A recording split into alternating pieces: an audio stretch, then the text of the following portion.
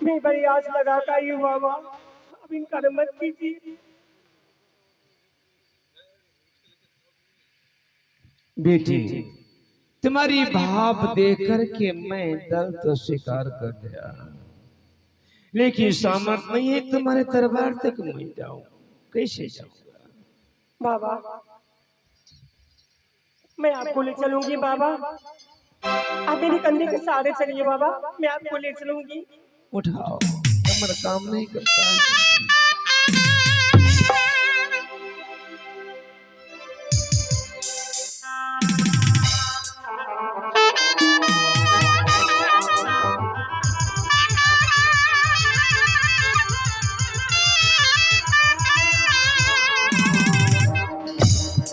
आई मान से आई सेवा हम करवई, गुरु का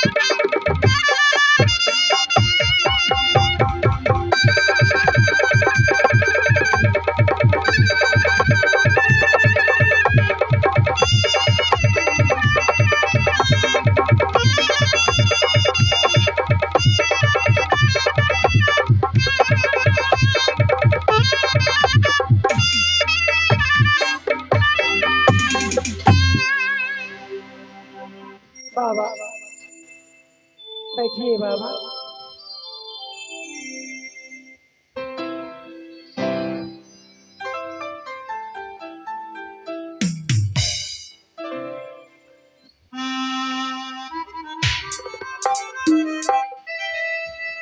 ओ आज समैया महान के बहिना साधु बाबा ये ले हमारे बहिना, साधु बाबा ये ले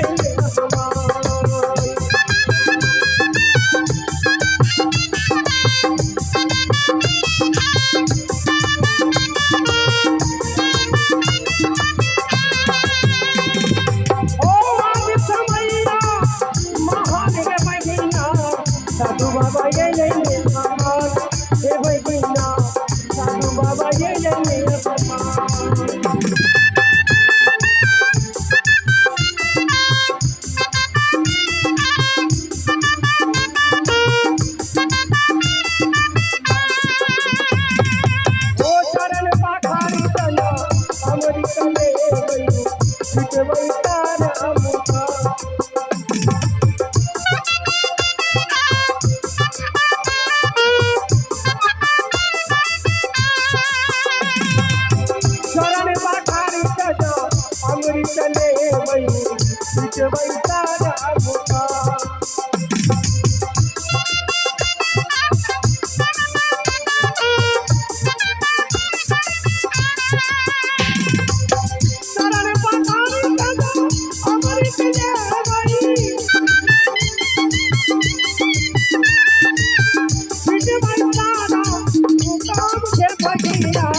साधु बाबा ये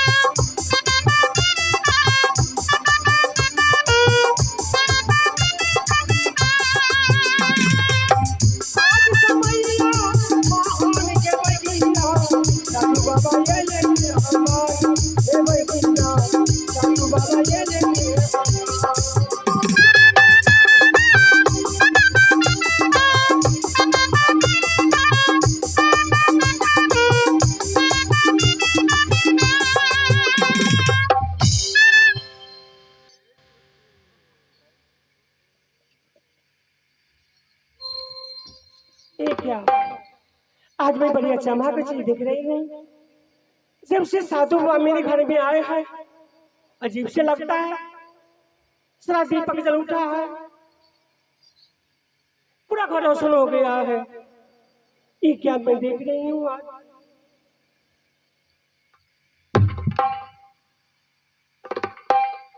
नहीं, ये कोई साधारण बाबा नहीं है।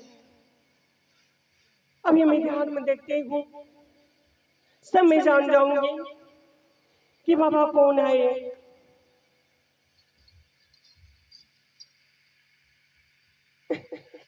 याद आ गया, बाबा।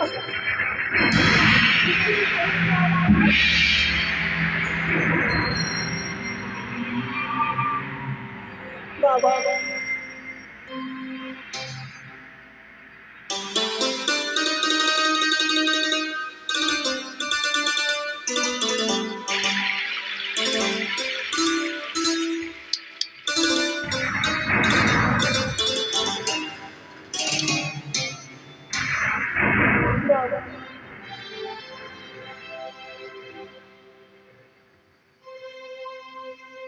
बाबा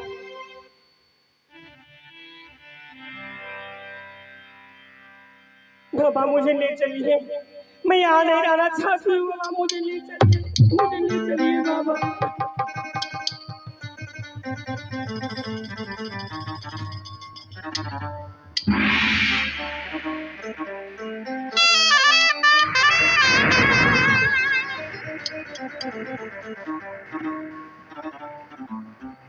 इंद्रमती तो चतुर जरूर है,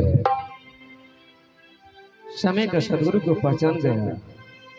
मैं असली रूप न दिखाऊं तो बीवन बन जाएगी हो। बेटी देख वो तो क्या रे इंद्रमती, देख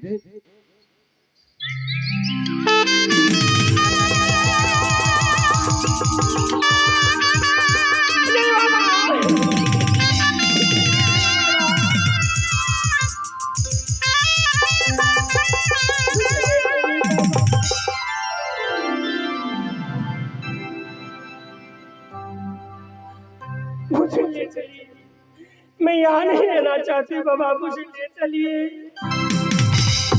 बेटी इंद्रमती, अभी ठीका नहीं लगी है। जब लगी ठीका लगे ना भाई, तब तक रहो तो नाम लो लाई। ठीका लगने के बाद मैं ले जाऊंगा। एक न एक दिन मैं वचन दिया था पूर्व जन्म में, एक न एक दिन तुझे मैं सतलोक ले जाऊंगा। लेकिन अभी ठीका नहीं लगे हैं, अभी नहीं। तुम गुरु मुख बने हो? नहीं बाबा, मैं गुरु मुख नहीं बनी हूँ। गुरु क्या होता है मैं नहीं जानती हूँ बाबा। गुरु क्या होता है? गुरु मुख नहीं बने हैं ना बाबा। बिना गुरु से भवसागर पार कोई नहीं हुआ है, न होगा। गुरु करना अति जरूरी है। गुरु ऐसा कर दे तुम्हें सकल पाप की नाव से, जैसे जिंदगी आग से जरे पुरानी घास से। सूखी घास को ढेर लगा दो, एक जिंदगी आग रख दो, जल के राख हो जाएगा। अभी अंधेरी रात है, बत्ती जले कितने प्रकाश है।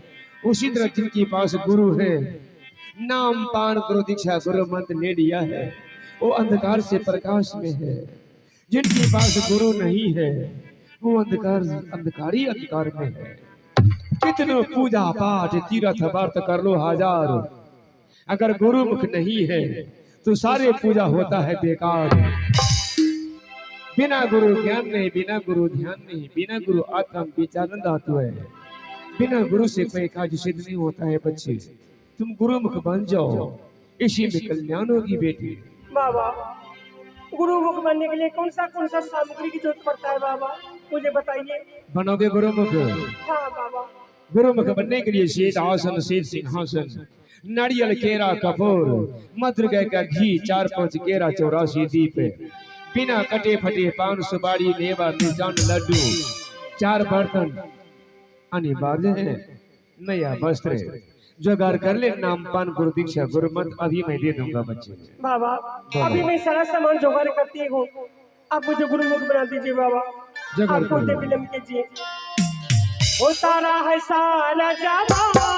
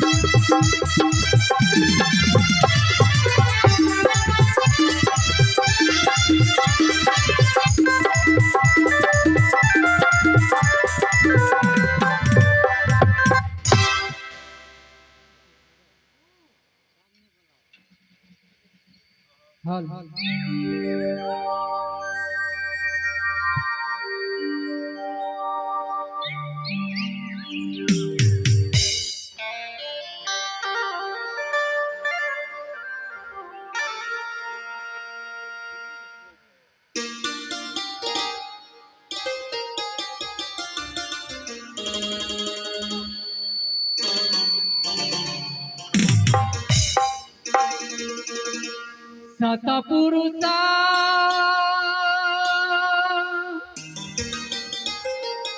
से बार तू हे यैला हो लगना लगला सतना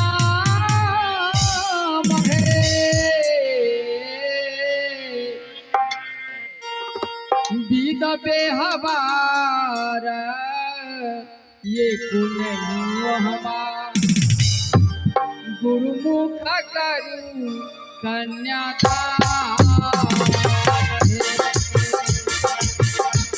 बीत बेहबार ये कुनैयो गुरुमुख करू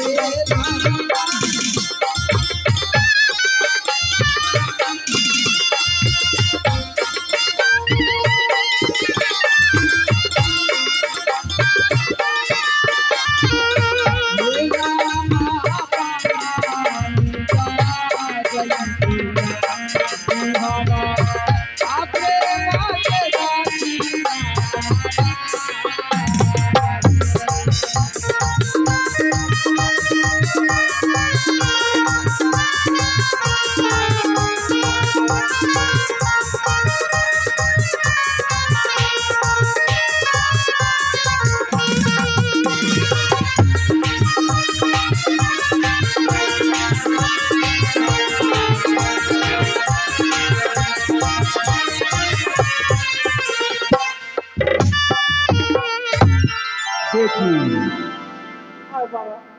तो नाम पान करो, दीक्षा करो, मंत्र ले लिया, अमी मंत्र दिया हो, अमी नहीं भूलना है।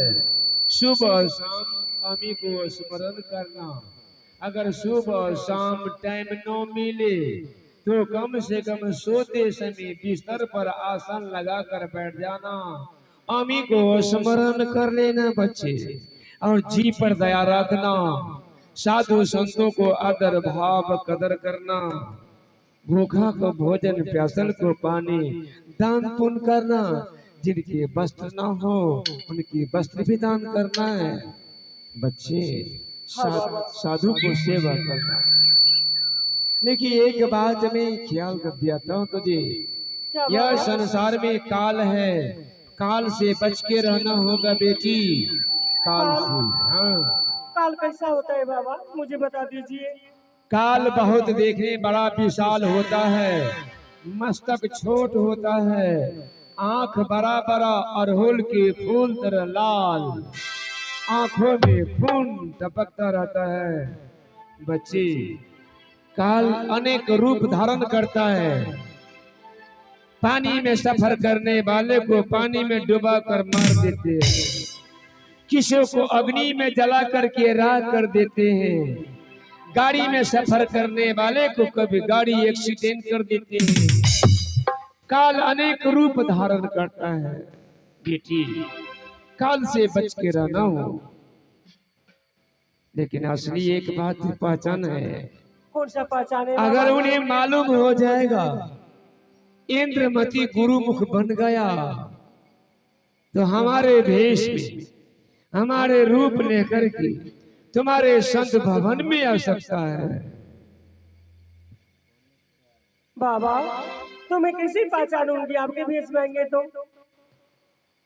तुम क्या समझेगी मेरे गुरुदेव है, जल लेकर के आ जाएगी, तू चरण पखारने के लिए आएगी, आसन देगी बैठने के लिए, लेकिन जब चरण पखारने के लिए जाएगी ना तो विचार करना होगा, एक चरण सही रहेगा और एक चरण पत्थर की रहेगा। अगर पत्थर वाले चरण पखार के चरणा में तुम पान कर लेगी तो काल के चंगुर में फंस जाएगी, आवागमन से मुक्त कभी नहीं होगा, काल के चंगुर में तुम फंस जाएगी। तो नकली साधु से सावधान, साधु को विचार करना होगा। जो साधु अपना खुद बनना है दूसरे को बंधन नहीं छोड़ाएगा बेटी, नकली साधु से सावधान। ठीक है बाबा, मैं वैसा करूंगा जैसे आपने हमें बताया है। तो मैं चलता हूँ बाबा, आप जा रहे हैं, एक वरदान मुझे दीजिए बाबा। बोलो। अगर मेरे ऊपर कोई भी समस्या आपत्ति आ जाए, जब मैं आपको याद करूंगी तो आप कृपा कर दर्शन दीजिएगा। ठीक है, जब तू याद कर लेगी तो मैं दया अवश्य करूंगा, तू याद करना। हो जन्म जन्म का साथ है गुरुदेव हमारा, गुरुदेव हमारा, जन्म जन्म का साथ है।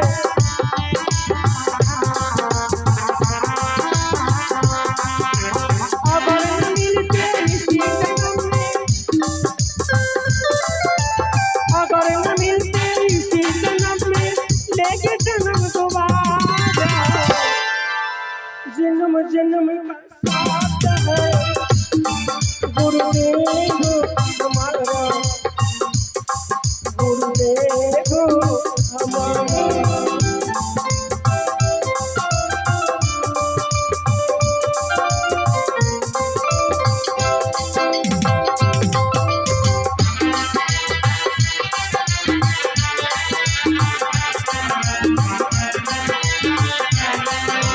सुना है तूने भक्तों को अपने गले लगाते हो,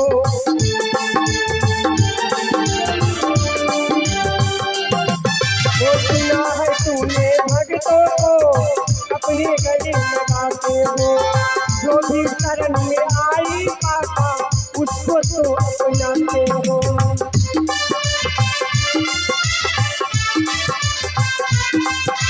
ले लो शरण में बाबा,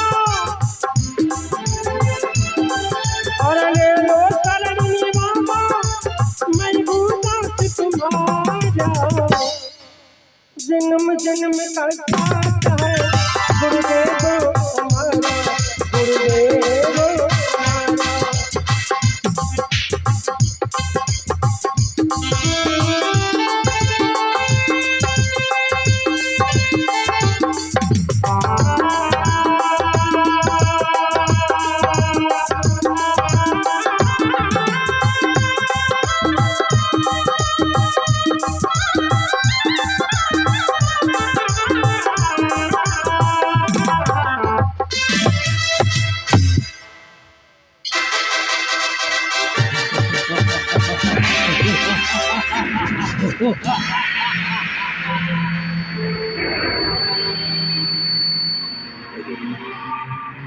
सच पंडाल में पधारे हैं सती सपड़ाते मन सरोवर में गोता लगाने वाली हंसगणो।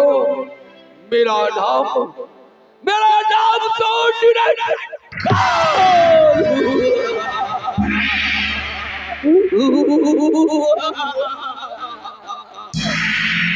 सजनो, मेरा नाम तो निरंजन था।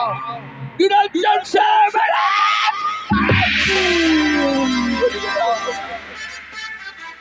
निरंजन से काल बनने का विवरण छोटा सा दर्शाने के लिए मैं जा रहा हूँ। मैंने 64 युग तक एक पांव पर खड़ा होकर मेरा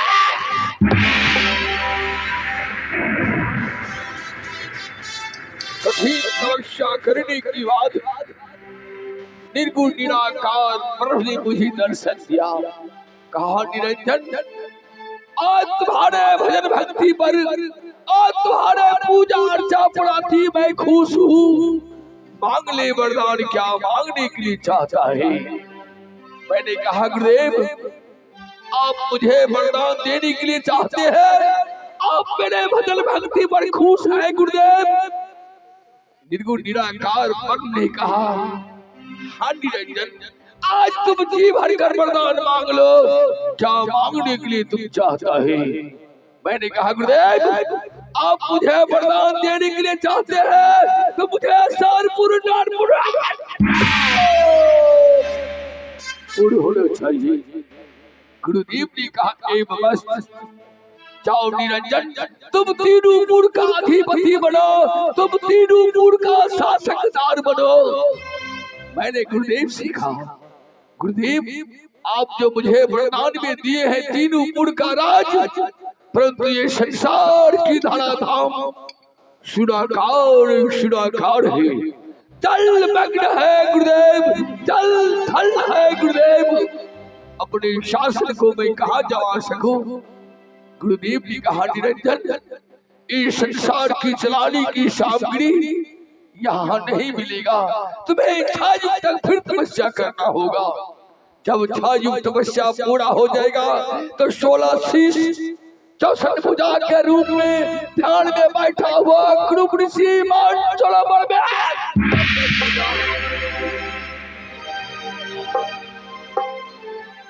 सारे ब्रह्मांड की चलाने की सामग्री कृप ऋषि के पास में है, जाओ उनसे तो मांग लो। सत्य भगवान, मैंने गुरुदेव की कथनानुसार 6 युग तक फिर तपस्या किया।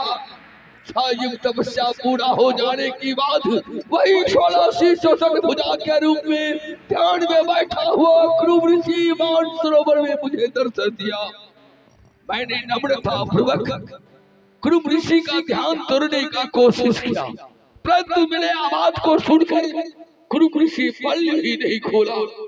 दोबारा मैं फिर आवाज लगाया, दोबारा आवाज लगाने के बाद कृप ऋषि पल ही नहीं खोला। तीसरा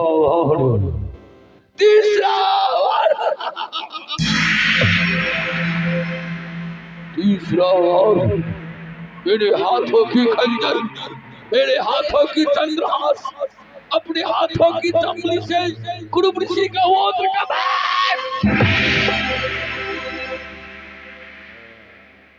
वो फाड़ने के बाद सूर्य निकला, चंद्रमा निकला, हवा, पानी, इत्यादि संसार की जितने चलाने की सामग्री है मैंने प्राप्त कर लिया। उसी समय निर्गुण निराकार ब्रह्म ने मुझे फिर दर्शन दिया। कहा निरंजन पापी अत्याचार, तूने तपस्या पर बैठा हुआ संत का अपने हाथों की चांगुली से प्रहार किया। अक्षय नाम तुम्हारा निरंजन नहीं, अक्षय नाम तुम्हारा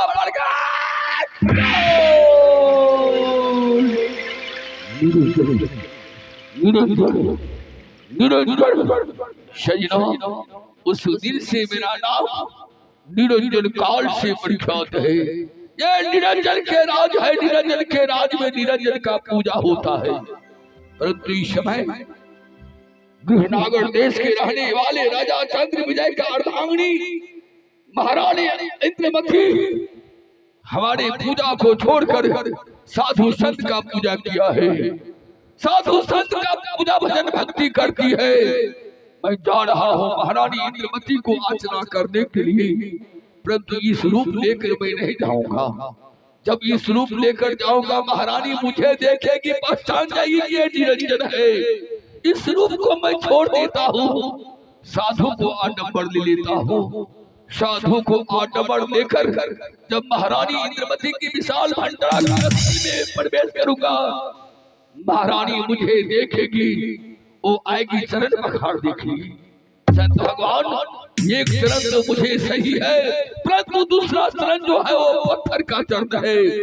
पत्थर वाले चरण को पखाड़ कर पान कर लेगी, वो निरंजन के जाल में फंस जाएगी, संसार की मरण जल के चक्कर में रह जाएगी। सावधान सावधान हो जाओ महारानी।